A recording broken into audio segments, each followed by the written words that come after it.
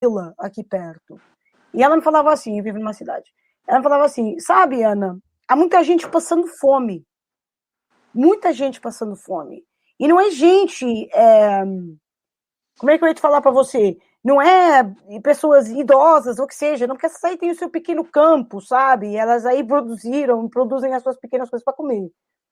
E eu falei assim para minha avó, pois é, avó, mas na sua altura, 5, 6 pessoas viviam na mesma casa sem problemas. Isso hoje já não acontece. Marx é conhecido, aliás, pela sua alienação do trabalho, que eu vou deixar o Alberto falar sobre isso, porque a grande parte da parte da psicologia, no fundo, e da parte da exploração e toda a teoria que Marx tem sobre o trabalho, eu acho que vem da alienação sobre o trabalho, ele fala uma coisa, o homem constrói as casas que nunca vai poder comprar, né? Produz os carros que nunca vai poder comprar, entre outras coisas que ele fala.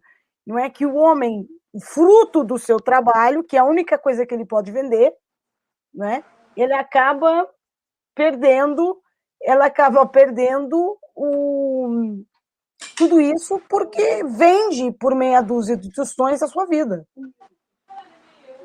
Mas eu deixo o Alberto falar sobre isso. Mas eu só queria trazer esse fator à baila porque minha mãe, ela está aqui, ela entrou agora há pouco no meu quarto, ela é testemunha de uma menina. Que idade é que ela tinha? 20 e tal anos.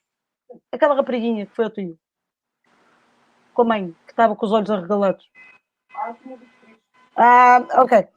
A minha mãe, ela trabalha, né, calista e tal, então você é muita gente. E foi lá uma menina com a mãe que tá dando problemas horríveis à mãe. Eu só queria saber a idade, por isso que eu perguntei à minha mãe, com 23 anos. Perturbação psiquiátrica gravíssima. E quando a minha mãe perguntou por quê, a minha mãe até fala que ela falava assim, olhava assim para as pessoas, sabe? De um ar psicótico. A mãe falou porque ela não consegue encontrar emprego. Então você tem toda uma sociedade, a parte, porque não sou da arte, de filosofia, sou mais política, você tem toda uma sociedade que cresceu nesses moldes de que você tem que ser o melhor, você tem que ir para as melhores escolas, você tem que ser o melhor aluno, e quando você não consegue, você é descartado como um falhanço. Né? E eu acho que vou isso anotar essa daí, viu? Falhanço, vou usar. Mas é verdade. A competição liberal se tornou mortífera, né? É uma competição entre pessoas. Você, embora não mata outra pessoa, mas você trabalha todo o seu dia por objetivos, cada vez mais, né? Ainda para mais agora que as pessoas trabalham em casa, você trabalha cada vez mais por objetivos, nem é por horas mais, é objetivos. Você tem que ter aquele trabalho pronto para amanhã, não interessa se você dormiu, se você trabalha 20 horas naquilo, não interessa, para você ganhar o mesmo no final do mês. E, só para terminar, por causa da crise financeira de 2008, na Europa, não é? Que houve a tal questão da austeridade, que ninguém sabe o que é. Toda a gente fala na austeridade, principalmente a Christine Lagarde, que agora é presidente do Banco Central Europeu, que eu acho uma mulher horrível, mas é a minha opinião, né? A mulher quando era presidente do FMI. Eu fiz a minha tese sobre as consequências sociais derivadas da crise financeira. E eu tive que estudar muito a Grécia, né? E a Grécia foi um dos países que bateu o pé, aliás, foi o único país que bateu o pé à União Europeia e o FMI, e falou, olha, a gente entende isso tudo que vocês querem, mas é impossível. Porque naquela altura nós estávamos falando de crianças dormindo na rua, outras deixadas no orfanato, e os pais indo viver para a rua em plena Atenas. Pessoas que tinham uma vida normal, salário normal, e colocaram a culpa no Estado. A culpa foi do Estado. O neoliberalismo culpou o Estado. E é engraçado que em 2015, quando o governo português, aliás, o Partido Socialista não ganha as eleições, mas como o Partido Social Democrata não consegue fazer governo, aquilo que o Partido Socialista fez é tudo contrário àquilo que é o neoliberalismo. É intervenção do Estado na economia. Claro que nós estamos falando de uma intervenção do Estado, mas ter um controle regulado para evitar crises. Né? Você tem que ter controle, querendo ou não, através dos bancos centrais, sobre os bancos. Né? Porque é injustificável você continuar a injetar dinheiro na economia. E, entre outras coisas, são contra a nacionalização, principalmente a União Europeia, que você não pode nacionalizar nada, é tudo, isso não pode acontecer. E o fato é que Portugal o fez dando dinheiro às pessoas, como está fazendo agora Joe Biden, né? Dando dinheiro às pessoas de forma a ter lucro de volta. E nós conseguimos sair da crise. E atenção que o Mário Centeno, na altura, nosso ministro das Finanças, que não é da economia, das finanças, da parte tributária, ele foi presidente do Eurogrupo. E toda a gente bateu palmas, falou, cara, esses caras são inteligentíssimos, Portugal saiu da crise, tá aí a resposta. A resposta foi continuar, sim, senhor, deixar as empresas no livre mercado, até porque a Europa, querendo ou não, é um livre mercado gigantesco, e também livre trânsito, mas impondo regras claras. E só para terminar essa questão do neoliberalismo, nós não podemos deixar à parte a questão da globalização. Porque a globalização, o que ela trouxe é alteração aos estados.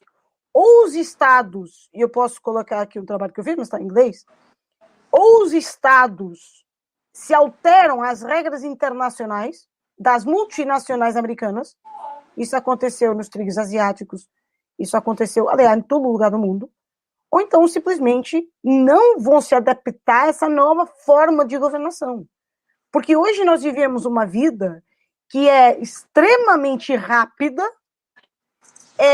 a informação viaja de segundos a segundos, o que nós estamos fazendo aqui era impossível, né, no início do século XX, e que, portanto, ou o país liberta-se, por exemplo, das restrições laborais fortes, das restrições comerciais em termos de intervenção de Estado, entre outras coisas, isso são pautas do neoliberalismo e são pautas também da globalização. Né? Podemos questionar se a globalização foi boa para o Brasil, eu creio que sim, mas é a minha opinião. Ou se foi má. Mas a minha opinião é que, de fato, o Brasil, que é um caso estudado, que é um caso em que foi tentado a implementação durante anos e anos e anos do neoliberalismo e nunca funcionou, sabe-se lá por quê, né? A gente sabe por quê, mas estaríamos aqui 4 horas debatendo esta situação. O fato é claro, a globalização veio acelerar os processos tecnológicos e também os processos sociais, movimentos sociais. O que hoje acontece na China, que não tinha qualquer impacto na Bolsa, hoje tem impactos no segundo. A especulação que eu creio que você falou, principalmente nos anos 90, no princípio dos anos 90, em que viraram os comerciantes, entre aspas, os grandes bancários viraram para a especulação na parte da moeda, eles hoje fazem isso. Porque eu estou aqui, eu estou negociando em minha casa, na Bolsa de Chicago, comprando trigo, mas eu também estou comprando trigo em Hong Kong, em Pequim, etc. Né? Ou seja, eu faço um monopólio, se eu quiser, embora isso seja proibido, eu faço um monopólio econômico e consigo restringir o preço e colocar o preço do trigo nas alturas, como já aconteceu, aliás, e foi uma bancada de pessoas que fizeram isso, para o meu lucro, sem querer nem estar aí se, sei lá, o padeiro não vai ter que comprar o quilo de trigo 3 vezes o preço. A mim não me interessa, cara. A mim o que me interessa é o fato que eu comprei a produção toda de um ano e toda a gente vai ter que pagar aquilo que eu peço.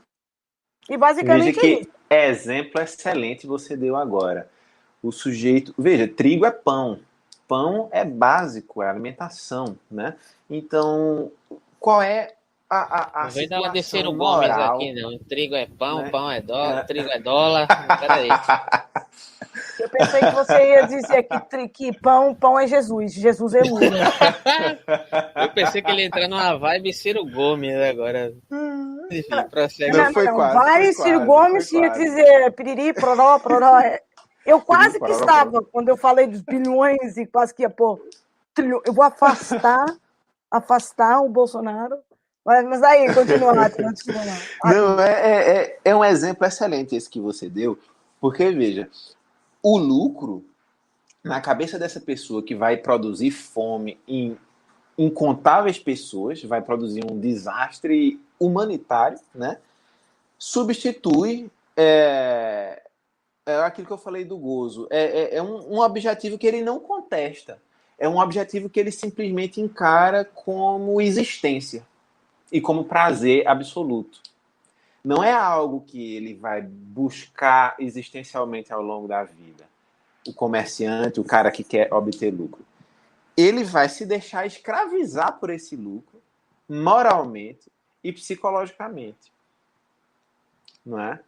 Agora, o que é que cria isso? É porque esse cara que tomou essa decisão de monopolizar e de tentar controlar o preço do trigo, esse cara, ele é uma ferramenta de alguma instituição, né? E aí entraria o questionamento político. A instituição é capaz de produzir subjetividades. E nesse contexto neoliberal, com a busca incessante do lucro, o neoliberalismo produz subjetividades sádicas, perversas. Esse exemplo que você deu é perfeito. E se coaduna exatamente com o que eu disse. É exatamente isso que acontece. Mas isso aconteceu, atenção. O que eu estou falando não é brincadeira, isso aconteceu, não sei se foi há 3 ou 4 anos, talvez mais, que eu acho que ainda estava em Inglaterra na altura, mas eu lembro que o preço do trigo, do centeio, mas foi para a produção da farinha, eu sei que bateu recordes, porque de fato foi um monopólio e não foi falta, não é? Às vezes você tem a questão da falta, né, porque choveu bastante, ou porque houve uma queda, ou um fogo, o que seja, tudo bem, tudo isso afeta o preço de qualquer produto a nível internacional, principalmente nos grandes mercados, que não é Nova York, nesse caso é o de Chicago, penso eu.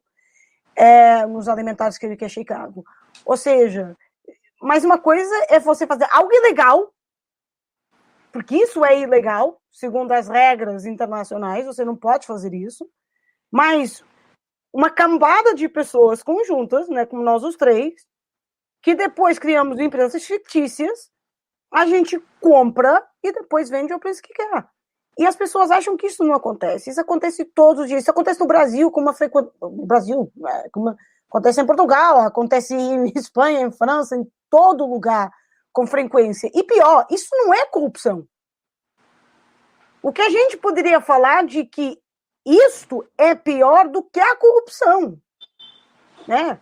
Embora o sistema, no fundo, seja corrompido, né, e você possa colocar a corrupção aqui, entre aspas, né, a tal questão dos favores, mas você, como ser humano, a gente não tem a percepção porque nós não pensamos assim, né? Nós vivemos numa bolha, e para terminar só dizer isso, eu acho que hoje em dia, né, eu vivo num país mais evoluído, querendo ou não, num país que vive mais as coisas a 100%, porque eu vivo na União Europeia, e querendo ou não, né, a gente vive num dos grandes polos econômicos da Europa, embora eu viva nas zonas mais pobres da Europa, que é o norte de Portugal, mas aquilo que você vê é exatamente aquilo que eu falei. Você tem as pessoas lutando umas contra as outras, você tem cada vez mais, por exemplo, os trabalhos a tempo parcial, o tal part-time, né? Por quê? Porque as empresas, pelo menos aqui, as empresas não têm que pagar impostos sobre esse valor. E quando pagam menos. Por exemplo, a gente tem aqui um sistema em Portugal, que eu acho uma coisa ridícula em termos de neoliberalismo, mas é real. Nos supermercados, nossos grandes hipermercados, você trabalha, e se trabalha horas extras, você não ganha pelas horas extras. As horas extras vão para um banco de horas. Que depois você pode ligar para o gerente e falar, olha, eu vou tirar 2 ou 3 dias de férias, que não são férias, vou tirar porque tem estas horas e tal para descontar. Ou seja, Você O tá dinheiro não dando... sai do empregador de jeito nenhum, né? Exatamente.